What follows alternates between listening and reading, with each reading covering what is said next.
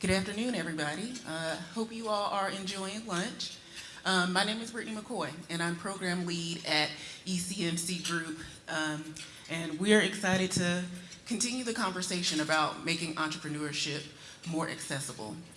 So before we get into the panel, just want to give you all some background about who ECMC Group is.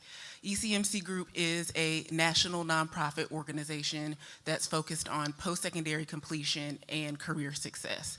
And the Bold Path Fellowship is a partnership between two entities across our enterprise.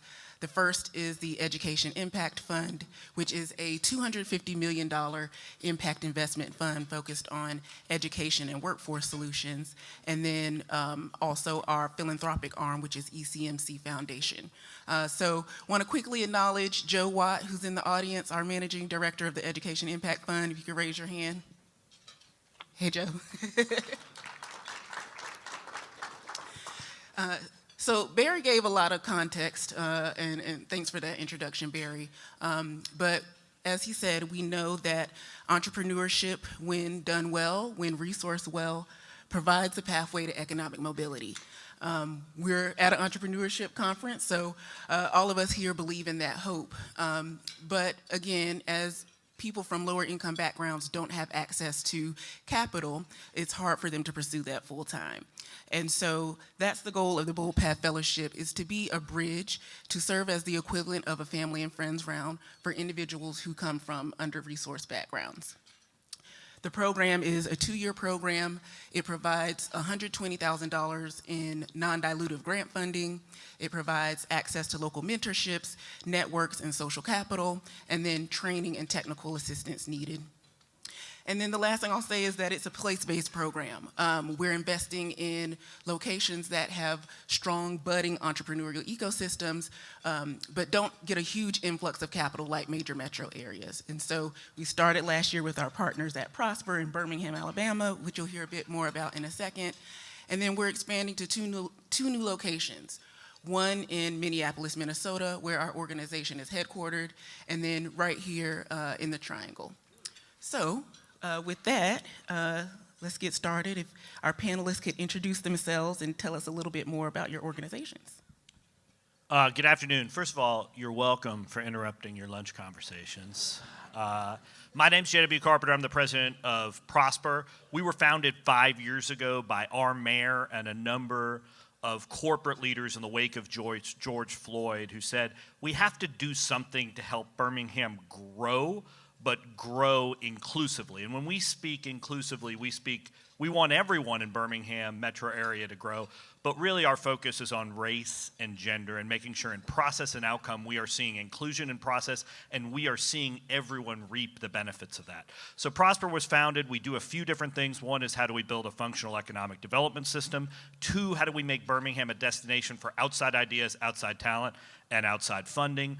3rd is to have a data-driven decision-making to match the heart of the city. 4th is to invest in programs right now that will help people who do not have time for our 5-year plan. And the 5th is to make sure it is not just a grass tops effort, but a grassroots effort, and to build a diverse network to make sure that we are not just talking, but walking. Good afternoon. And I'm Carl Webb, the co-founder of Provident 1898.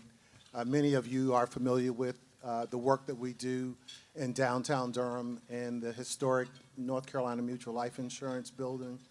And it was really important for us to be a part of this initiative, with Tom being our neighbor and the work that NCID is doing. It made a lot of sense to collaborate and to be involved in this initiative.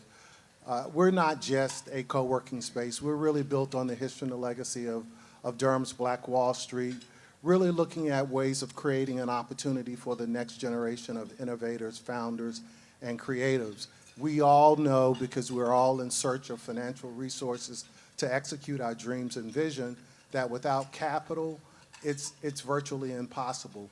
I'm from a family of 9 kids, and trust me, when I started looking for friends and family around for support when I started my first business in 1983, sort of forget about it. It did not work. They prayed for me, gave me a nice chicken in a bag, and everything was good, and they cheered me on, but they gave me a lot of prayer and a lot of support. What they could not do themselves, they could hook me up with folks that was within the church, that was in community groups, that was within the colleges and the universities. And so when this Bold Path initiative came around, it really seemed to speak directly to me. I've had the opportunity of moving around town and getting involved in real estate development in downtown Durham, have been a part of over $300 million of development. And every now and then I'll run into a young African-American kid, and he'll ask me, especially if I'm driving a fancy car and dressed up, can you tell me how you did it? I mean, what is this all about? And, quite honestly, that's what Provident 1898 is about, because I grew up in a community like Durham where I saw entrepreneurs and business people moving, and it gave me hope and aspiration and a belief of what I could do.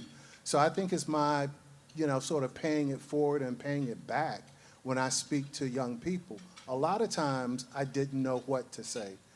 Now with this initiative, I know exactly what to say. We have a program that will provide you the financial resources if you simply attend school, earn a 4-year degree or a 2-year degree, get the necessary training that you need. You can have access to $120,000, $120,000. Look, I could have bought my first house, my first car, and got married. So, that is significant. So I am super excited, very appreciative of Tom and Barry for making this happen for Provident, because it gives us one more tool that's tangible beyond the technical assistance. We know that's important, but folk need money and they need access to opportunities, and this program will allow us to do all of those things. Thanks, Carl. One just piece of clarification. Yes, it's $120,000. That's a lot of money. Selected fellows don't get all of that $120,000 right up front. They are provided resources around budgeting and receive that in installments over the course of the 2 years. So one thing that is a goal of this program is just to talk about learnings across different ecosystems. To set the context, JW, can you tell us a little bit more about what the entrepreneurial ecosystem looks like in Birmingham, kind of how you see it growing and where there might still be some gaps? Yeah, it's nascent, but it is growing there. I mean, it's still relatively small. We've had a few really big exits, but we're still a little further behind a lot of larger ecosystems, like in the Research Triangle, like in Atlanta, in the Southeast. But we're starting to see more and more people have an awareness of it and getting the support they need. And because the state has a matching tax credit program called Innovate Alabama, which flows $25 million in matching tax credits from taxpayers into entrepreneurial support organizations and sometimes directly into the hand of entrepreneurs. That's really jump-started how we see our ecosystem growing and just that kind of level of awareness. Certainly, we're missing capital, and I just want to shout out, usually I'm the first white guy to talk about equity at a conference, and I'm just thrilled that it's everybody is talking about it. More people that look like me need to be talking about equity, and I love that we're leading with that.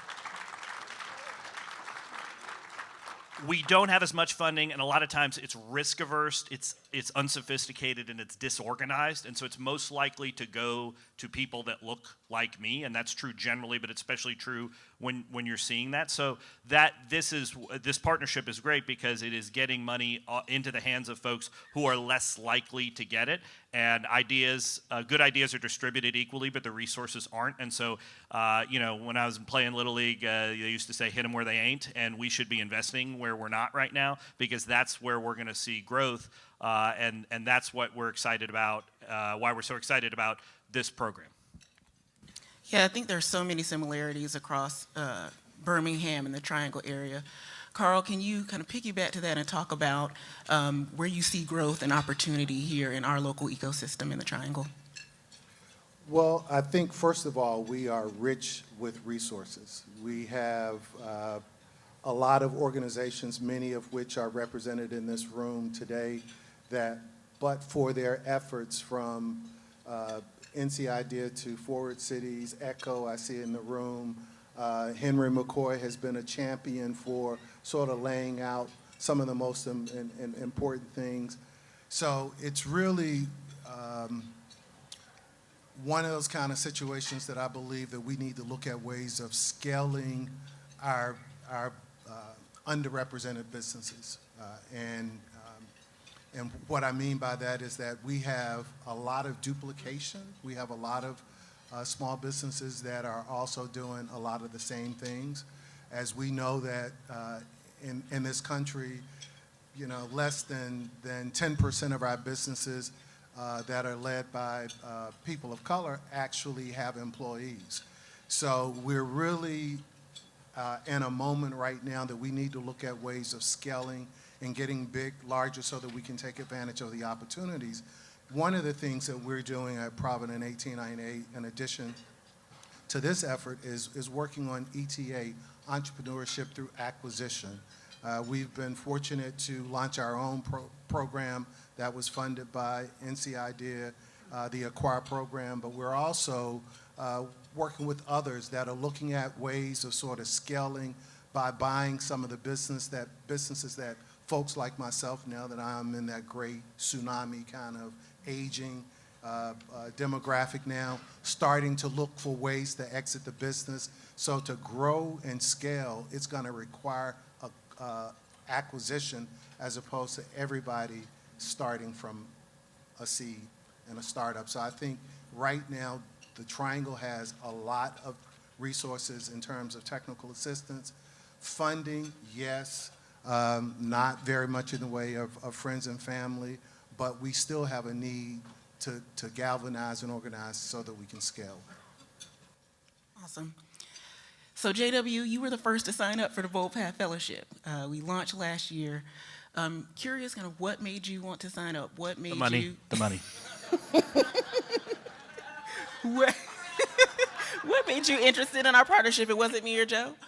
What I would say is this. Joe and I met at, I don't know, a year or two ago in D.C. at some sort of happy hour of some kind. That's where I do my best work, everyone.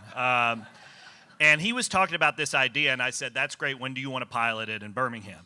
And I think they ran the numbers at ECMC, and they said, getting a restraining order against this guy is going to be way more expensive than just giving him a grant.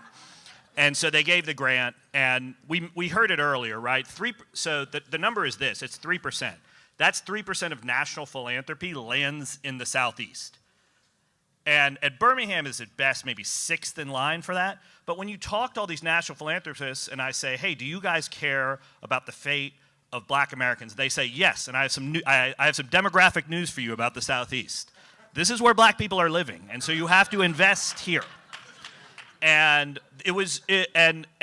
so what was exciting is the idea getting money into this ecosystem and us just transporting into the hands of folks who don't get access to it is exciting, but it's also just the partnership with ECMC. This does not move without Joe and Brittany and ECMC's network and knowledge and faith. It has been incredible to partner with them, and I would be remiss if I did not shout out Angela Abdur-Rashid and Dee Manyama over there from my team, who do the work of recruiting and showing up at two-year campuses and four-year campuses to make this happen. We're in the middle of round 2 right now, which is really exciting.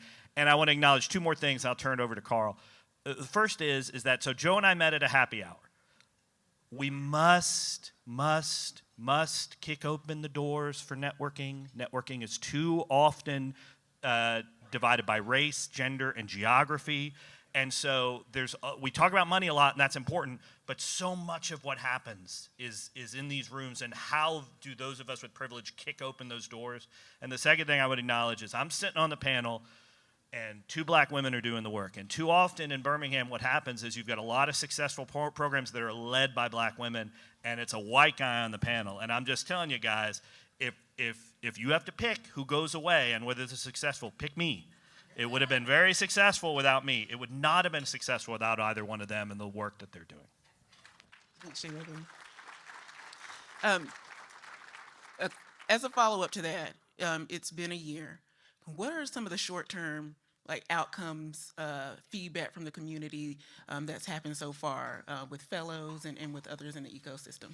Okay, so number one, they know it's real. They said, hey, we're going to give $120,000 each to 4 people. It's like, no, you're not. And then we did it, and it becomes real, and then it's just Genesis, begat, begat, begat, begat. Now in round 2, we expect 2 to 3x the number of applications. People see that it is real, and that is very exciting. When you bring in a national partner and national funding, it's like everybody in Birmingham got invited to the cool kids table. It's like, oh, I want to be a part of it. And so you're seeing that energy from our board and from other funders and from folks in the ecosystem. That is very exciting. These folks have meshed. These 4 have meshed together, and they are working they're working individually, but very collectively. Entrepreneurs aren't always known to work collectively, because if you could work collectively, you wouldn't have started your own company. And so that has been really exciting. And then just the enthusiasm for our community, because so much of this has to do with how do we get our lawyers, and how do we get our accountants, and how do we get all of the folks who are in those industry verticals in there to help coach everyone. It's a lot easier when we say, we are not asking for your money, we are asking for your time. And that makes things really easy to broaden that network. So it's very exciting. It's still early stage. It could still all end in tears. But I have a lot of faith in the 4 folks and what they are doing to create new opportunities for the next 4 folks. Yeah, and I just want to give another shout out to Angela and Dee. Thanks so much for the work you're doing. One other thing that the program has offered in Birmingham has been exposure. The fellows already have, more than 10 media releases and interviews, and so 30. 30. Okay, 30, not 10, 30 already. And so I think that's another huge aspect of the program. So Carl, JW talked a little bit about the short-term outcomes. Curious how, with this program, we can think about longer-term outcomes and systems change. What would that look like in an ideal world to you? Well, I think first of all, just the whole idea of collaboration, bringing together organizations to address what has been, the unspoken barrier to access to opportunity and the kind of community impact that we want to have, and that's access to capital. We're fortunate in having this partnership with NC Idea, because they could have easily, with the team of talented people that they have, decided that they could execute this on their own. So as another symbol and a way of helping us to scale and grow as an organization, keeping in mind that we're a place-based business. Our challenge is to make sure that we have within the walls of our 15,000 square feet space, which is the largest Black-owned co-working space in the state, the necessary resources to execute. And the way that we do that is through allyship and partnership. And that's exactly what we're doing with this program. I, too, would be remiss and not able to go back into the office if I didn't mention Tyra Wade, who runs the show, makes everything happen. And Tyra has finally talked us in and produced so well that we have hired an additional person that will be starting. And so we're really excited about that. But what the expectation is that this will also challenge other corporate leaders within the Triangle market to make a similar commitment financially to try and level the playing field so that more can participate.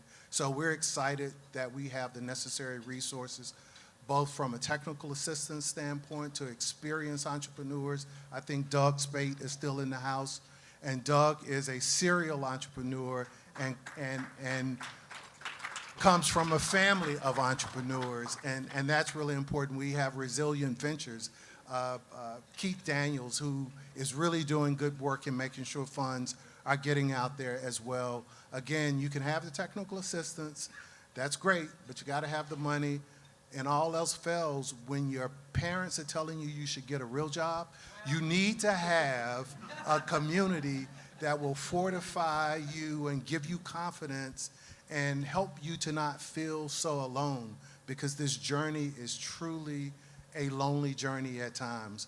But after 40 years of doing it, raising 3 beautiful kids, being fortunate enough to stay with the same woman for 40 years, entrepreneurship is a way to impact our community for positive change. This building that we were one of the owners of for over 15 years, North Carolina Mutual, this is a building that I would have never imagined that was possible for me to have an ownership interest in, but for being in the fertile ground of Durham. So having this concept that's also place-based and focused on impacting your local community, that helps us to retain the best and brightest talent here in our region and not have them go someplace else. Every time you're looking for significant dollars, you will say there's not enough VC funding in this market, so we need to leave. These resources help us to retain strong talent. It looks like we're coming up on time here. There's so many different people in this room, ESOs, entrepreneurs themselves, folks from local government. For both of you, what is at least one way that everyone can get involved with this broader movement, not just the fellowship, but making entrepreneurship more accessible? Well, first, I've gotten the opportunity to get to talk to Carl, and I'm so excited about what y'all are going to get cooking here, because you don't have to spend more than 10 minutes with this guy to know he's the right guy. So I'm really excited about that, and I'm excited that it's now a network, 3 cities, and I think there's a lot that we were going to be able to do and learn.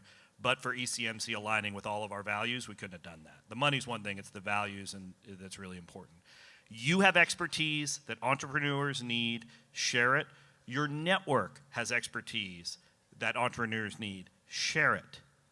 And you have show up, use your ears and mouth in proportion, and make sure that when these folks, entrepreneurs, say, hey, I need this, think about who can help you. And when you do that, not only are you helping those entrepreneurs, you are now forging a new network that is going to not just make your city better. I don't think I'm melodramatic when I say, like, this is how democracy works, is when we are truly integrating these networks to provide mutual support. Because all these entrepreneurs you're investing in, 20 years later, they're you, and they're invested in someone younger. And the more that we have diversity of all kinds, geography, racial, gender, however, in that network providing resources, that's how we know we've got the very best people. And we have all the data and lived experience to back that up. You individually can be a part of that. And so we're going to need you to take the word to the community and let folks know that this resource is available. We're going to need you to help us review. How many applications did you get? Oh, the first time? 48? We're 33? We're going to need you to help us to review 148 applications. All right, very good. We're going to beat you, but that's okay. In Birmingham, I am so envious of how all of their resources seem to be concentrated into this one organization. If you look at the corporate leadership that they have vested in the work that they're doing, it's tremendous. When you look at the rich story and history they have to share around the civil rights movement, Durham has a similar story to share around that movement. So we're going to need you to help us review some of these applications. We're going to need you to get the word out, and we're going to need you to go home and talk to Ray, LaShawn, and all of them. Now you got something that you can offer them. You can offer them some opportunities that they will have never been able to get without the Bold Path Fellowship. Thanks. So just so you all know, the application is open now through December 5th. You can learn more about eligibility at boldpathfellowship.org. Again, this is open to all individuals who come from lower income backgrounds and have recently completed a 4-year degree, a 2-year associate's degree from a community college, or a vocational program. So thank you so much, everyone. Oh, there's actually a question from the audience. 5 years. Yep. Sound like you're trying to get your son out the house. Okay. Thank you so much, everyone.